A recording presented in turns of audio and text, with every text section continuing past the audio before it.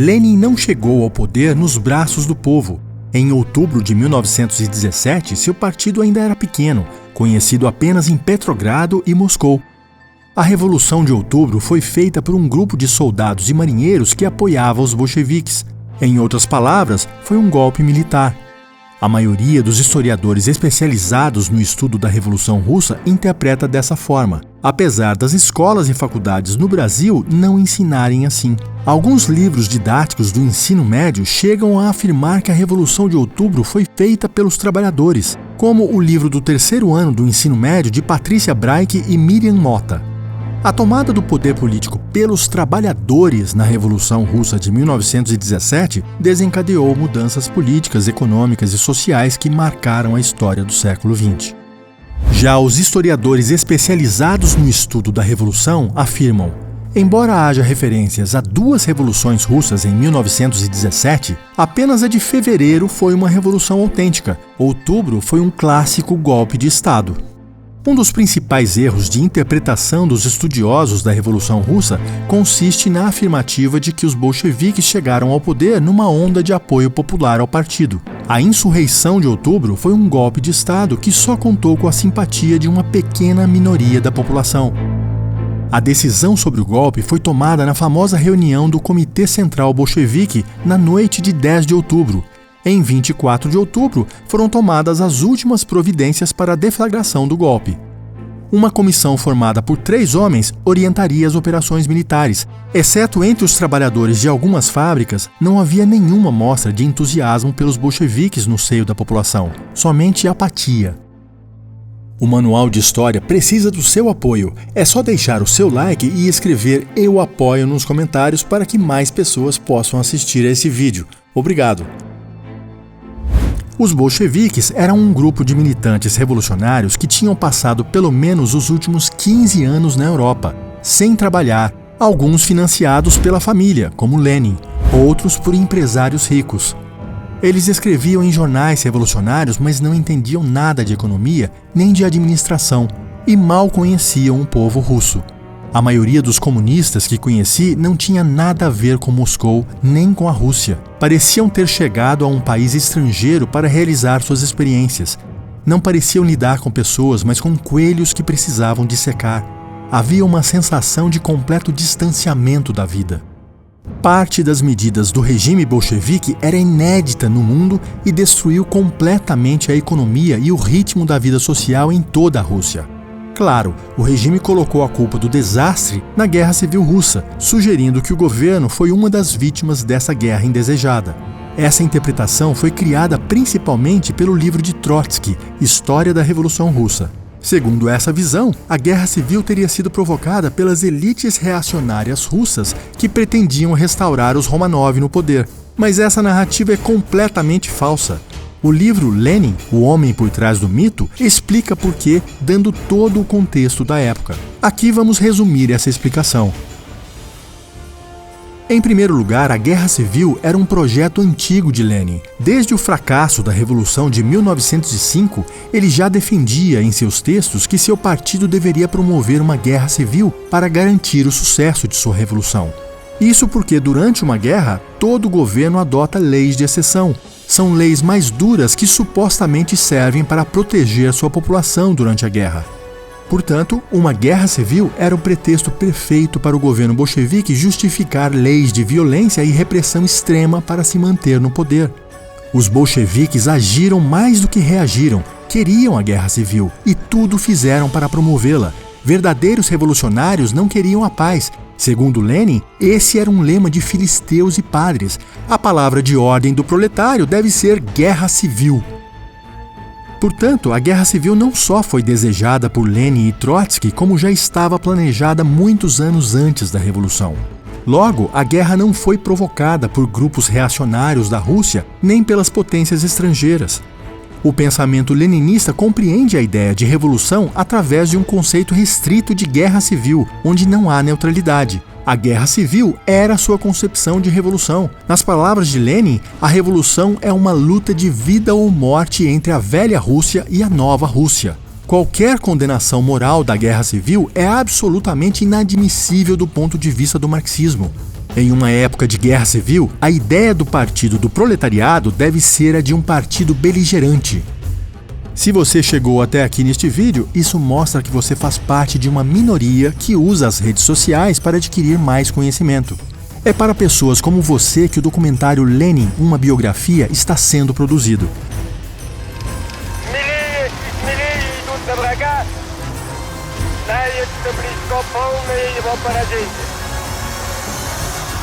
Uma série de 4 horas dividida em 4 episódios, baseada no livro Lenin, O Homem por Trás do Mito, do historiador e criador do canal Manual de História, Alisson Nonato. Tanto a série documental quanto o livro estão em promoção especial de pré-lançamento. Comprando agora, você tem 40% de desconto na série. O livro também está com desconto de 25% até o dia 7 de agosto. Acesse o link na descrição do vídeo e aproveite. Outro fato que demonstra que a destruição da Rússia não foi causada pelos inimigos do regime soviético está no próprio socialismo de Lenin. Ele era seguidor de Tchaikachev, um socialista russo do século XIX que defendia a destruição completa da sociedade conservadora pré-revolucionária. Tchaikachev escreveu: uma revolução violenta que ultrapasse o curso do processo legal, ultrapasse a revolução pacífica, é isso que os revolucionários socialistas devem ter em mente. O estabelecimento de um Estado autoritário deve ser o objetivo imediato.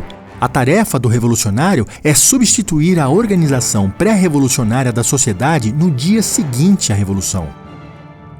Para que a destruição da Rússia reacionária, atrasada e religiosa fosse rápida, era necessária uma guerra civil.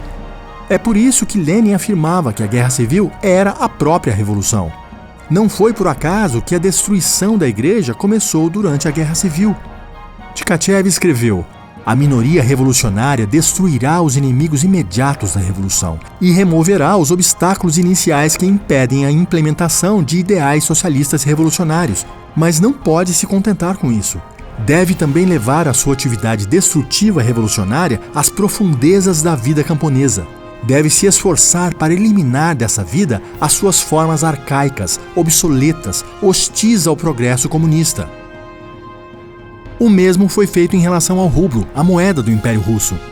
Para destruir o dinheiro, os bolcheviques começaram a imprimir papel moeda para que ele se desvalorizasse a tal ponto que ninguém mais quisesse usá-lo, preferindo a troca direta de produtos. Na visão bolchevique, desvalorizar o dinheiro era uma forma de erradicar o capitalismo. Sob o feitiço das ideias marxistas, os bolcheviques acreditavam que, sob o socialismo, a moeda seria dispensável.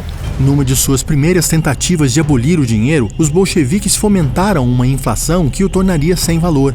Fizeram isso deliberadamente, emitindo cédulas na velocidade máxima de impressão suportada pelas máquinas. Para ele, as cédulas não passavam de um expediente temporário a ser abandonado assim que a agricultura fosse coletivizada, e toda a força de trabalho remunerada em bens e serviços.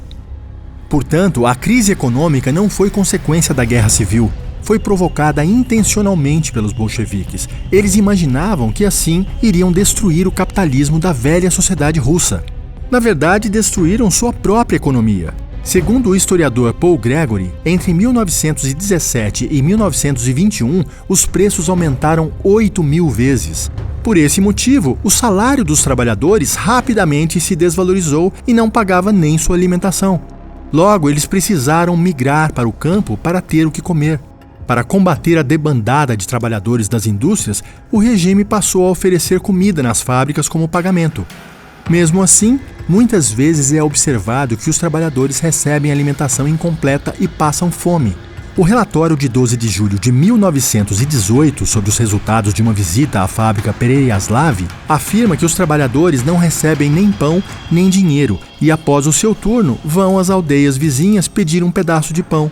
Eles recebem centavos pelo dia de trabalho, mas o pão custa 250 rublos. As greves começavam unicamente devido à fome e eram frequentemente classificadas por funcionários do governo como greves políticas, burguesas, o que implicava o uso de medidas duras para eliminar o conflito. Mas as prisões dos grevistas e líderes sindicais muitas vezes provocaram um agravamento ainda maior do conflito. Vale ressaltar que essa fome estava acontecendo em 1918, 2 anos antes da seca que ocorreria em 1920. Essa fome era resultado exclusivo das políticas bolcheviques que, em menos de um ano no poder, destruiu a vida do cidadão comum em toda a Rússia.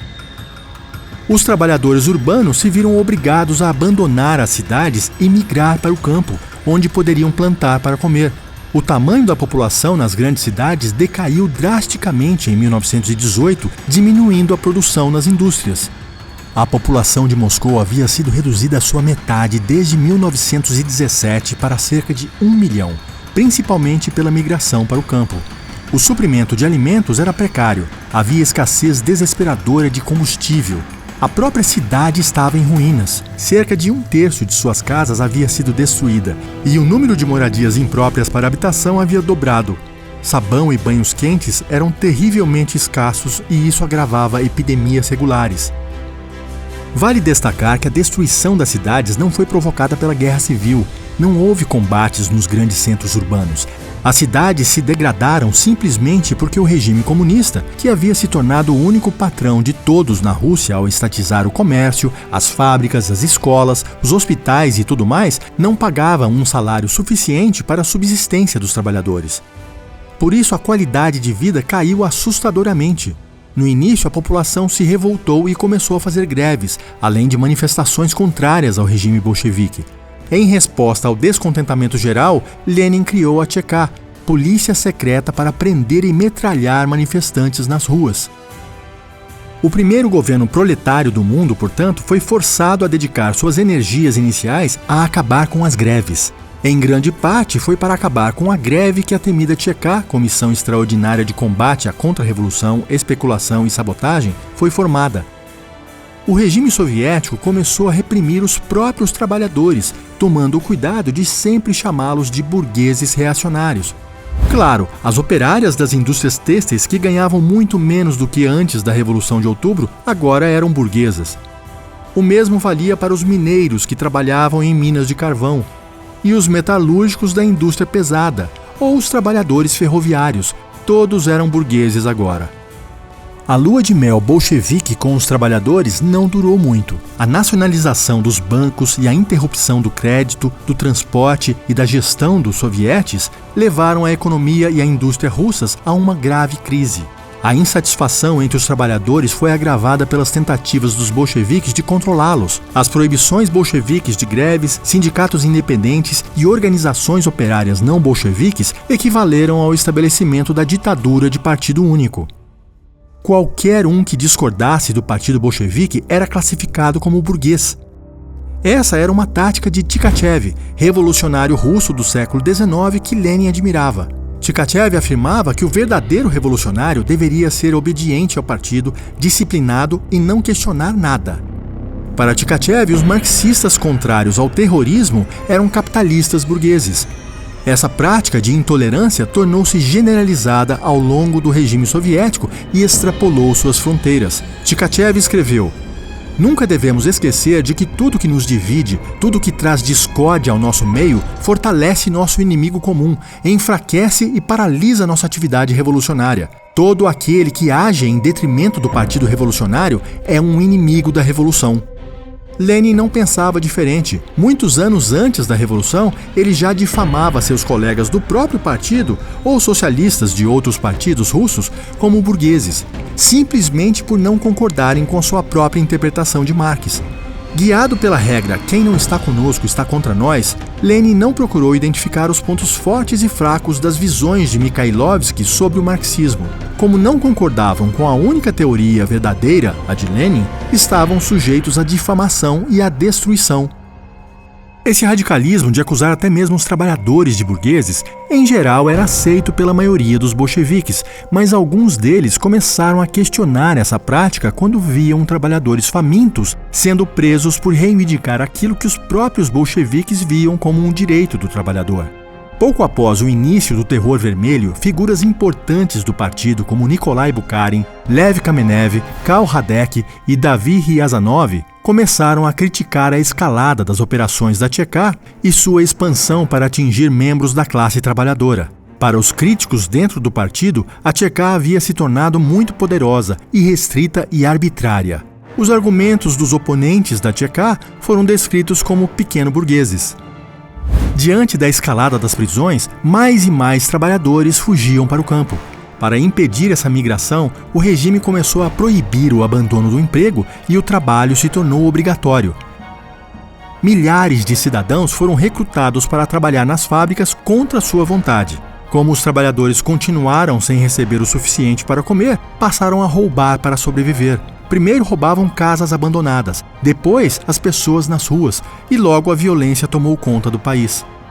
À medida que os assassinatos se tornavam comuns nas ruas de Petrogrado, os roubos se tornaram desenfreados, sem deixar ninguém a salvo, e sem deixar seus pertences imunes. Segundo uma estimativa, quase 800 roubos ocorreram em Petrogrado todos os dias durante janeiro de 1918, enquanto os russos em todo o país roubavam de seu governo, de sua igreja e uns dos outros com o mesmo vigor. Nas fábricas que haviam se tornado estatais, os trabalhadores passaram a roubar peças, parafusos e ferramentas. No comércio estatal, roubavam sapatos, roupas, relógios, cigarros, tudo o que estivesse à mão. Qualquer coisa servia para trocar por comida no mercado negro. Note que esse surto de roubo já havia começado em janeiro de 1918, como mencionou o historiador na citação.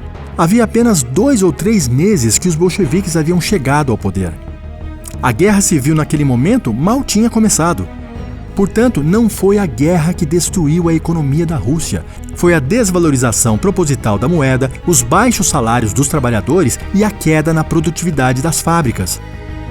Mas o regime conseguiu fazer pior. Reduziu a oferta de alimentos nas grandes cidades ao decidir expropriar os grãos dos camponeses. Claro, expropriar é só uma palavra elegante para não dizer roubar.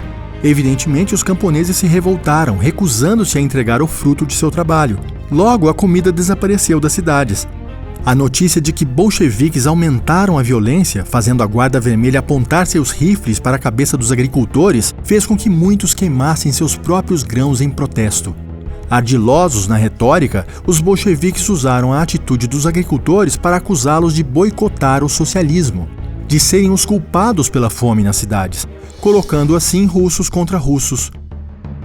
As acusações de sabotagem ajudaram a desintegrar a sociedade russa, e a crença de que a sabotagem era a causa das dificuldades econômicas levou a algumas escolhas políticas desastrosas. Mas a retórica de sabotagem, visto que considerava a oposição ou mesmo a simples falta de cooperação um crime, deu aos bolcheviques o fervor moral e o apoio popular necessários para cumprir e superar a tarefa de impor a ordem e reconstituir a autoridade política.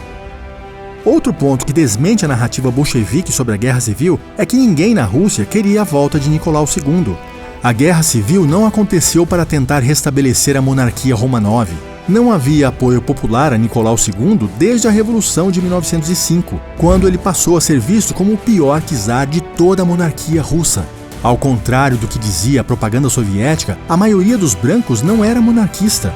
O general Mikhail Alexiev, por exemplo, aconselhou o czar a abdicar em 1917, e o general Lav Kornilov havia prendido a czarina. Desde a repressão assustadoramente brutal contra as revoltas de 1905, Nicolau II era chamado de o czar sanguinário e passou a ser detestado pelo povo. Quando ele e sua família foram executados em 1918, a população fez pouco caso. Nenhum dos líderes brancos, quaisquer que fossem suas visões privadas, pediu a restauração da monarquia, porque sabiam que fazer isso seria colocar em risco o apoio público à sua causa. A Guerra Civil iniciou porque toda a sociedade russa viu o golpe bolchevique de outubro como uma traição ao lema "todo o poder aos sovietes". Os sovietes eram conselhos de trabalhadores de diversas atividades profissionais que participavam da decisão das empresas como produção, salário e horas trabalhadas. Eles já funcionavam desde a Revolução de Fevereiro, mas após o golpe de outubro, suas decisões começaram a ser revogadas.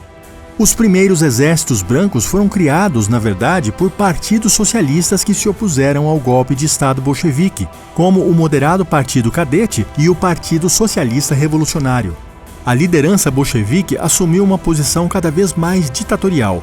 Um a um, os objetivos da democracia proletária de 1917, igualdade social e autogestão dos trabalhadores, foram postos de lado. Lenin substituiu a gestão coletiva das fábricas pela gestão individual e pela rigorosa disciplina trabalhista. Sovietes, sindicatos e comitês de fábrica foram transformados em instrumentos do aparato estatal.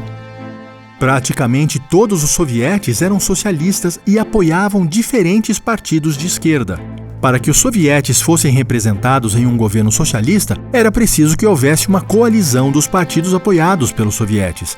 Como os bolcheviques não eram o maior partido socialista russo e formaram um regime de partido único, a maioria dos sovietes não se viu representada no governo. Foi por isso que Lenin sofreu um atentado em 1918 de uma operária socialista depois de um discurso feito em uma fábrica. Ela, como muitos trabalhadores, via os bolcheviques como traidores da revolução.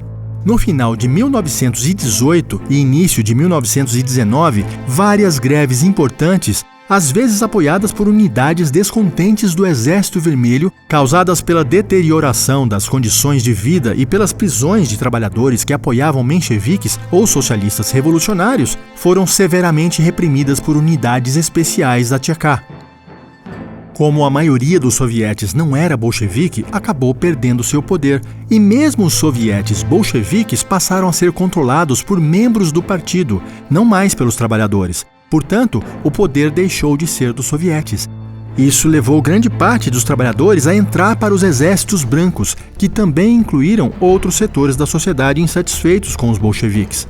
No dia seguinte ao golpe bolchevique, todos já discutiam que os sovietes haviam perdido poder. Essa era a discussão nas fábricas e em todos os jornais russos. Por isso, 4 dias depois, uma greve geral de trabalhadores foi decretada. Não há razão para espanto diante do apoio recebido pelos líderes do Sindicato dos Ferroviários, quando em 29 de outubro baixaram um ultimato exigindo que os bolcheviques iniciassem negociações com outros partidos socialistas com vista à formação de um governo representado por todas as facções dos sovietes. Para a massa de trabalhadores, parecia que o cerne da revolução era a composição de um governo de todos da classe, e não de um só partido. O sentimento geral era de que, ao brigarem uns com os outros, os líderes das organizações partidárias traíam os ideais da revolução e levavam o país na direção da guerra civil. A maioria das pessoas temia que uma guerra civil iniciasse. Afinal, Lenin havia prometido terra, pão e paz. Eles não sabiam que essa paz se referia exclusivamente à guerra com a Europa. Quanto à guerra civil, Lenin não só a desejava. Para ele, ela era a própria luta de classes, a própria revolução. Se você quiser saber mais sobre os revolucionários russos do século XIX que influenciaram o pensamento de Lenin, uma aula magna de 2 horas sobre este tema estará disponível gratuitamente para quem comprar o livro Lenin, O Homem por Trás do Mito. O link para adquirir o livro está na descrição deste vídeo.